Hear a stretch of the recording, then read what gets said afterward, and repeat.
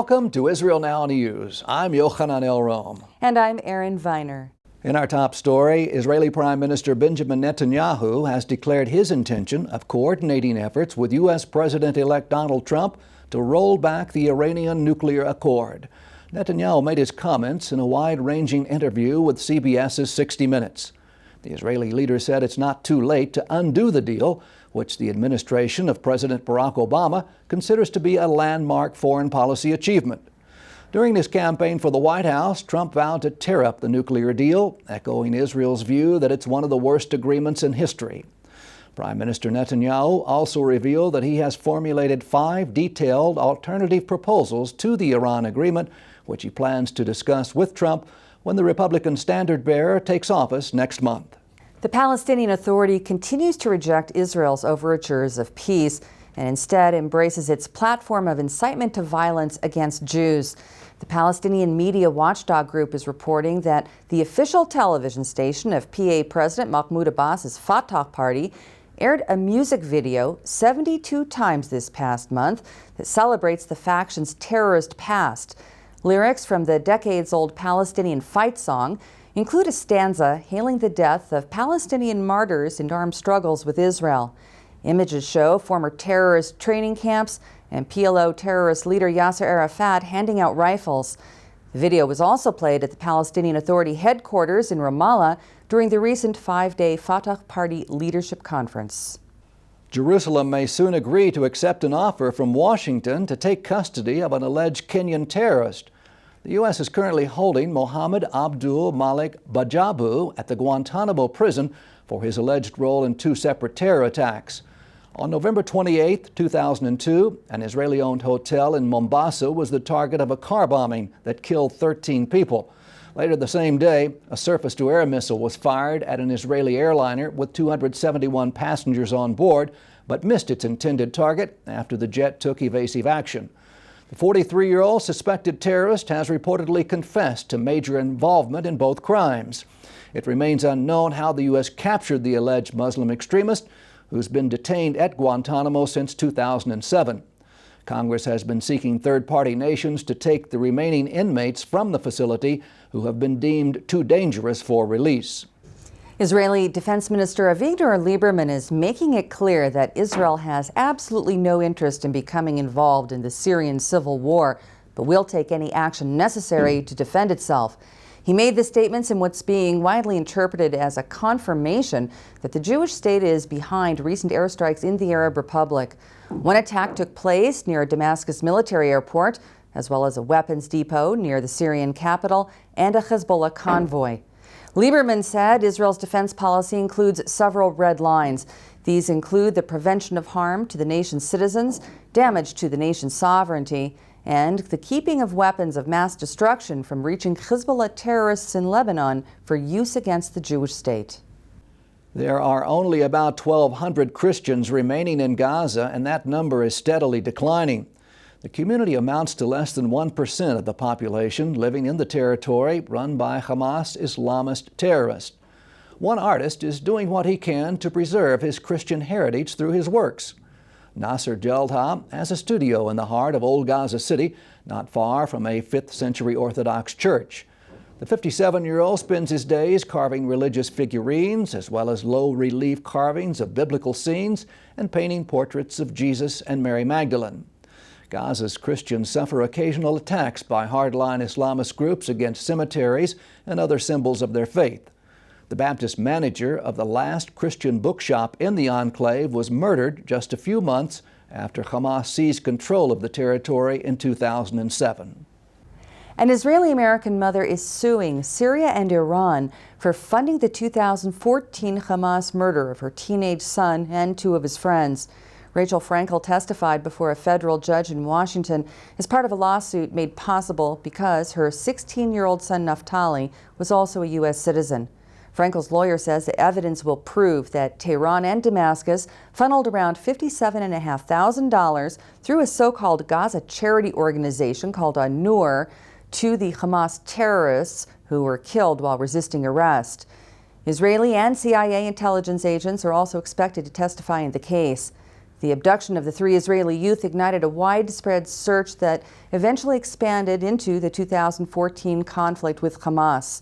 The plaintiff's attorney insists that both Iran and Syria must be taught that there is a heavy price to be paid for the spilling of Jewish blood. In other regional news, Israeli President Reuven Rivlin warmly received Turkey's new ambassador, Kemal Okum, in another step towards restoring diplomatic ties between the once close allies. The two nations signed a reconciliation agreement in June following a rupture in relations over the Mavi Marmara incident 6 years ago, in which 10 pro-Palestinian extremists from Turkey were killed after they violently attacked Israeli soldiers trying to enforce the naval blockade of Gaza. Turkey expelled Israel's ambassador and froze military cooperation the following year after a UN report on the raid largely exonerated the Jewish state. The Jerusalem-Ankara rapprochement is being driven by the prospect of lucrative Mediterranean gas deals, as well as mutual fears over security threats posed by Islamist extremism raging across the Middle East. Israel's own newly appointed ambassador to Turkey, Eitan Naeh, also presented his credentials to President Recep Tayyip Erdogan in Ankara. The ceremony was conducted as a Turkish military band performed Israel's national anthem. As the campaign to liberate Iraqi towns and villages from the Islamic State rages on, many Christians still won't be home for Christmas. Members of the community report that before running away, the Muslim extremists booby-trapped or destroyed the residents' houses. Most of the people living in Iraq's largest Christian settlement of Karakosh fled their ancestral homeland after the terrorists took over in 2014, when they faced ultimatums to convert to Islam or be killed. ISIS also desecrated churches and Christian burial grounds. Most of the towns where the Islamic jihadis tried to establish their caliphate have now been reduced to complete rubble, making it impossible for anyone to return home anytime soon. The recent deadly attacks on American soil in San Bernardino and other locations are underscoring how essential it is for local lawmen in the United States to know how to prevent and respond to terrorism.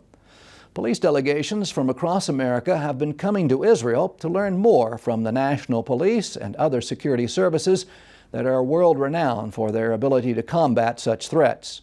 This month, 14 high-ranking law enforcement officials from Massachusetts are visiting, including members of the FBI and Homeland Security.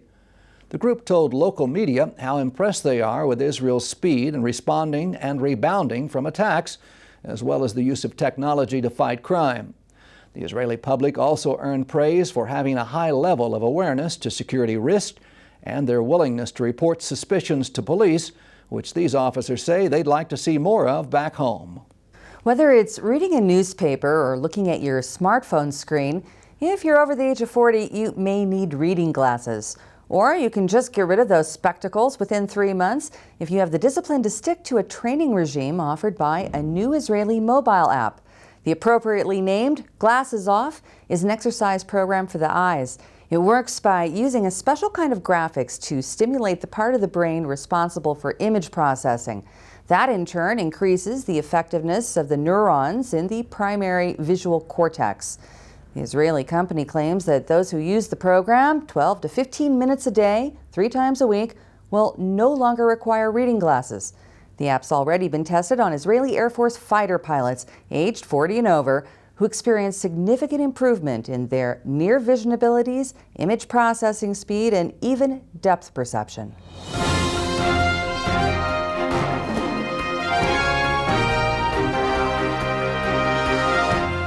Israel, the light unto the nations, today faces attack from more than just rockets and terrorism. Calls to boycott, sanction, and divest from Israel, known as BDS, are a form of economic warfare that you can help to prevent. The Israel Allies Foundation has launched a public service campaign called Defeat BDS, offering educational tools and other resources that you can use to stand with Israel and help make a difference. Just visit the easy-to-use website at www.defeatbds.org.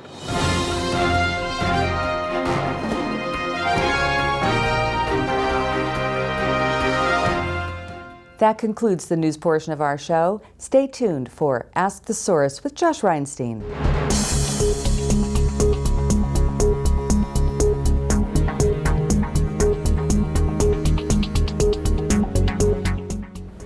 Welcome to Ask the Source. I'm your host, Josh Reinstein, and we're here on a beautiful sunny day in Jerusalem on our rooftop studio. My guest today is Leopoldo Martinez. He's the Latin America Director for the Israel Allies Foundation. Leopoldo, thank you for being on the show. Thank you, Josh. Thank you for having us here. Tell our viewers a little about what is the Israel Allies Foundation. The Israel Allies Foundation is a nonprofit that the mission is to build an international parliamentary network that supports Israel around the world. And the importance of the foundation is to send a unifying message from the parliamentarians and the legislative branch to the world to support Israel.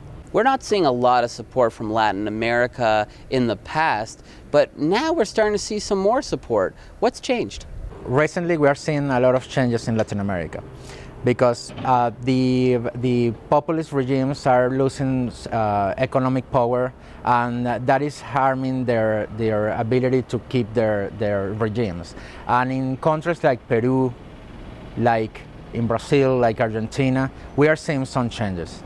You know, you would expect there'd be more support from Latin America because there's such a strong base of Bible-believing Christians in those communities. Yet it's not transforming into political support. Why isn't the fact that there's so many Bible-believing Christians in Latin America that love Israel turning into real political action? Part of the issue is that the Christian community hasn't organized politically speaking, and the other part of the question is of the answer is that mostly in the most part of the countries in Latin America are driven by left-wing regimes. Are we seeing a change? Are Bible-believing Christians getting more involved in the political process in Latin America, somewhat like we see with the Republican Party in America? Okay, we are seeing that process in Brazil, for example. The Christian community in Brazil is very big and it's growing very fast. And I think that they are making a lot of pressure to this new leadership, and they play a very good role taking the new steps with the government of Dilma Rousseff. You know, we see that in Israel, a lot of the countries that you mentioned before, Peru, Brazil, Argentina, are now coming closer towards Israel. Is this an isolated event, or do we think that the future of relations between Israel and America is going to be brighter?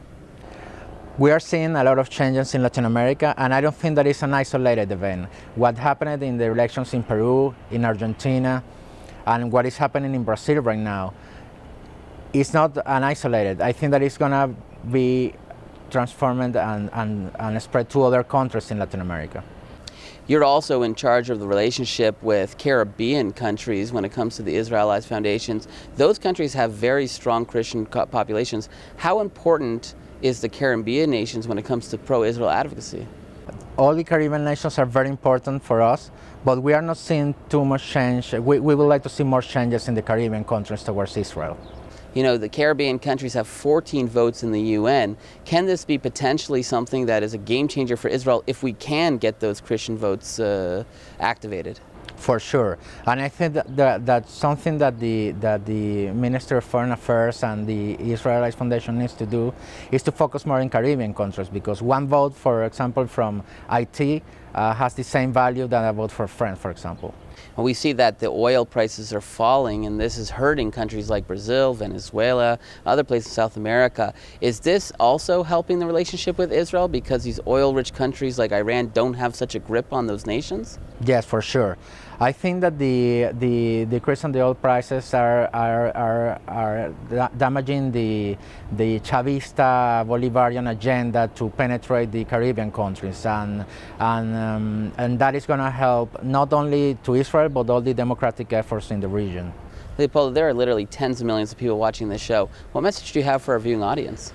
Israel is the only democracy in the Middle East, and our Latin American country has a lot to learn from Israel, not only in security, also in agriculture, in water technology, and we need all that support, all that advice, and all that innovation efforts. So I think that Latin America needs to get close to Israel, and we need to continue working on that direction.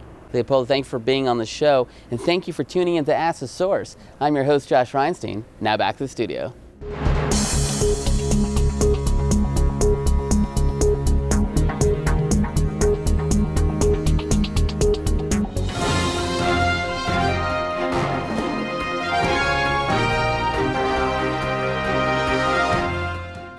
Up next, the return to Zion with Karen Hayasod.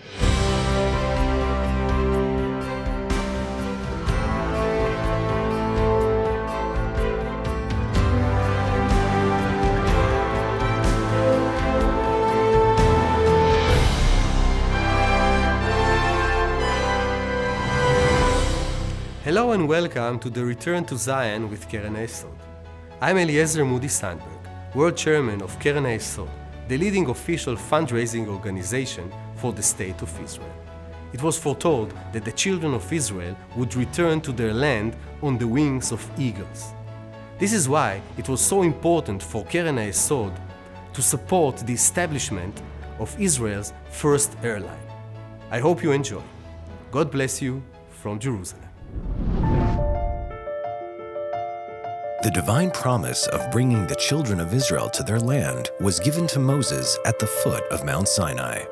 I carried you on eagle's wings and brought you to me, as it is written in the book of Exodus, is a prophecy that has sparked the immigration for 3,000 years. And with the establishment of the Zionist movement and the State of Israel, it has begun to be fulfilled.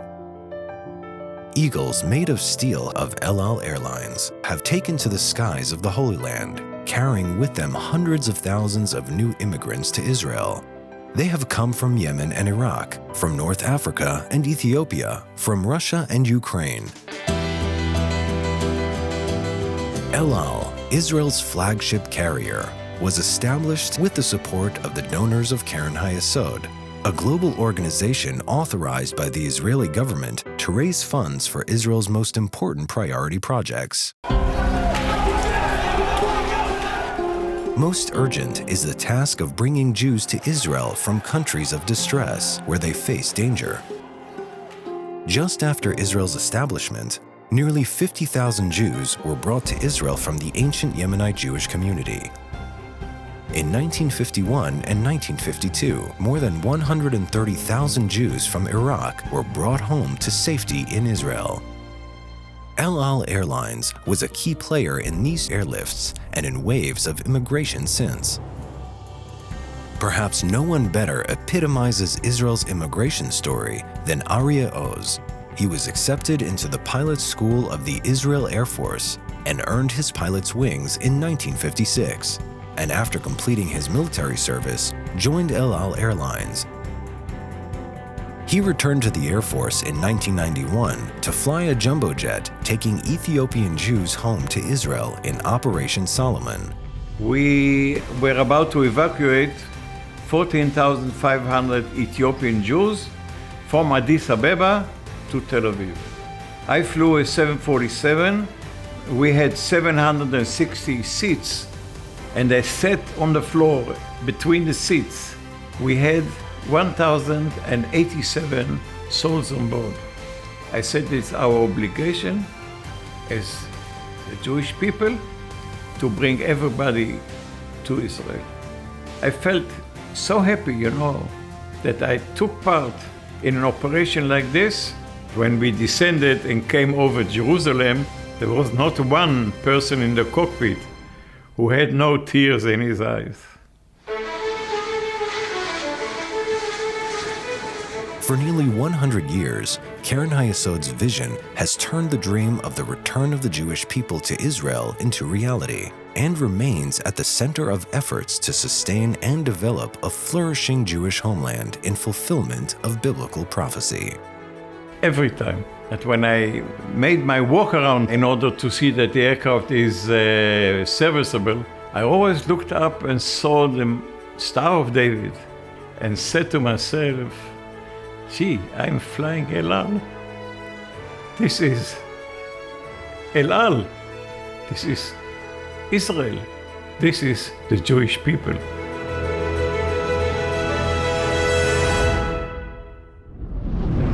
Let's bless Israel together. To donate and get information, call us at 1-800-505-1665 or visit our website at www.khisrael.org.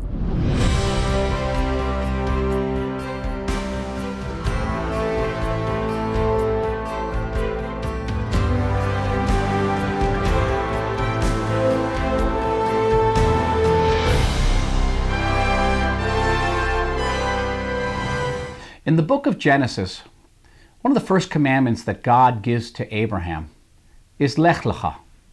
Take yourself to a land that I will show you. And that land, flowing with milk and honey, will be the basis of a covenant between Abraham and God, between the Jewish people and God. The land is separate. Without the land of Israel, that covenant cannot be kept, according to the Bible. And therefore, the entire story, the biblical story, revolves around the Jewish people's connection to that land. Our Jewish holidays, from Sukkot to Shavuot, are holidays that revolve around the calendar of this country.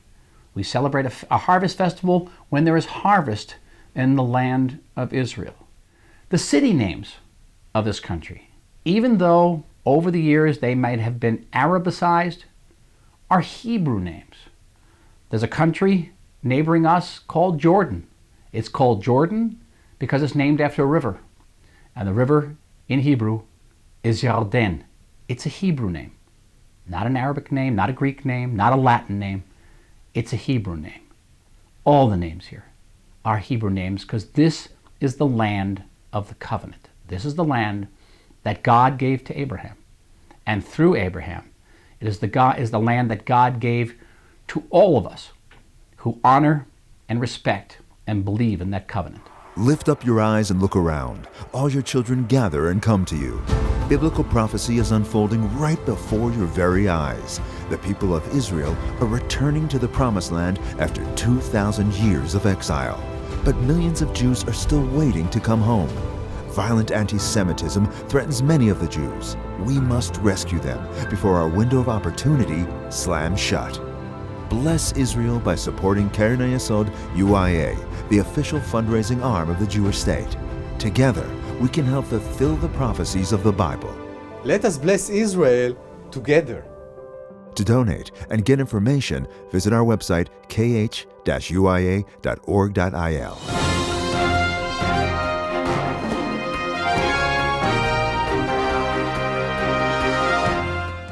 Please stay tuned for the ICEJ report from the International Christian Embassy, Jerusalem. We have heard this sound and know the fear that follows.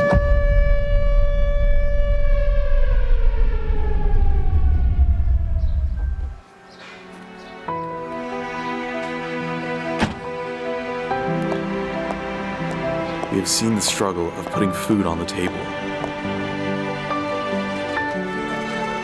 We have seen the pain of families separated and the desire to come home.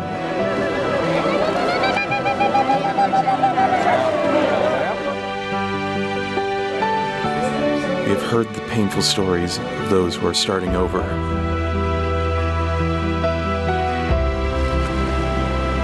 We have seen the lives and the struggles of Holocaust survivors.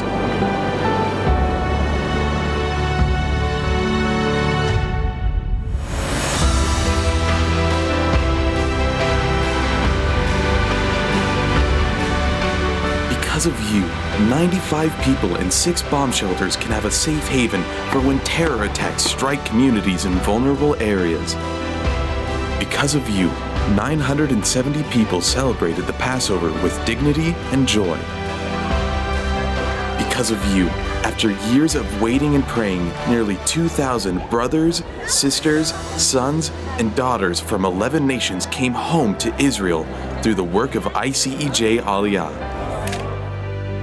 Because of you, 192 new immigrants were given the training, assistance, and mentorship needed to not only survive in their new home, but to succeed. Because of you, we can take care of 70 Holocaust survivors. Their physical, emotional, and social needs are met at the Haifa Home for Holocaust Survivors. Israel is not just an ancient place you read about in your Bible.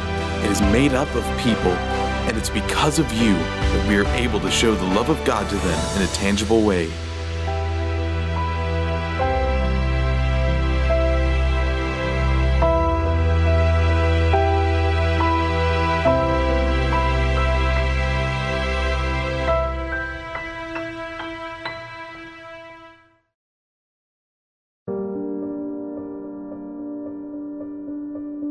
אני עמדתי ליד אמא שלי, מחזיק את היד.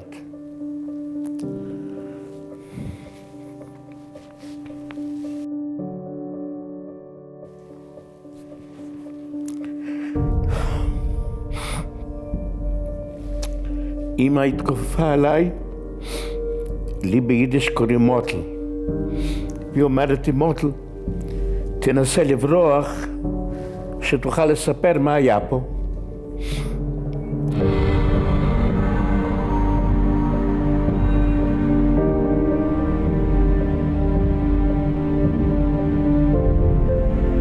לא יודע מה זה להגיד אמא מגיל 9. וגם לא קיבלתי חיבוק של אמא שכל ילד מקבל. אלה הרסו לנו את הילדות, עשקו את הילדות.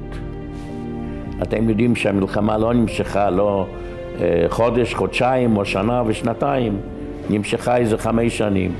וכל פעם, כל יום אתה צריך להילחם על החיים שלך.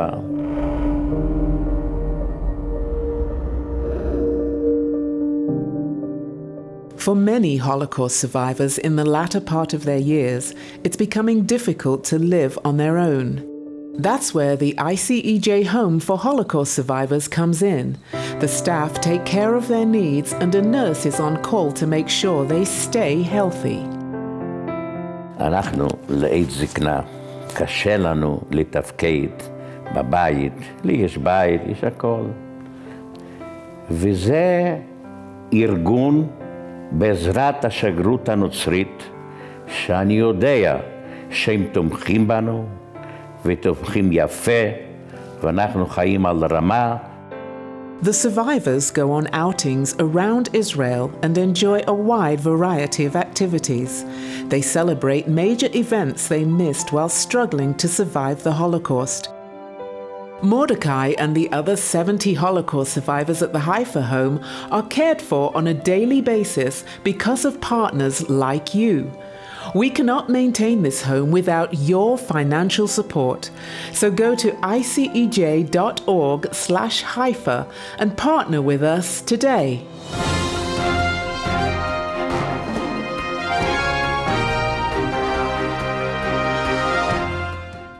That's all for this edition of Israel Now News. I'm Yochanan El-Rom. And I'm Erin Viner, reporting from our studio in Jerusalem.